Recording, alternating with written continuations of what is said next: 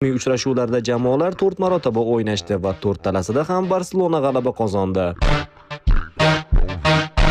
Bu safar Barselona yutqazadi, chunki oddiy Sevilyadan 4-1 ga yutqazdi deysizmi? Adashasiz. Aynan o'tgan mavsum ham Interdan qaqshatqich 4-3 hisobidagi mag'lubiyatdan keyin ham Barselona oradan 4 kun o'tib hat-trick qilib turgan Mbappe jamoasiga remontada qilib 4 ta gol urishga erishgan edi.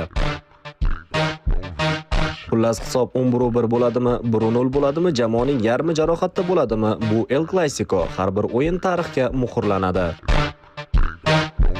Siz esa ushbu tarixiy uchrashuvni biz bilan birgalikda O'zbekistondagi Barselona muxlislari bir nuqtaga to'plangan manzilda jonli efirda Tekinga Clasico'ni tomosha qilishingiz mumkin. Buning uchun hoziroq profilimiz biosida link ko'rsatilgan Barselonalikmiz Telegram kanaliga o'tib olsangiz bas. Hoziroq kanalga o'ting va haqiqiy barselonaliklar safida bo'ling.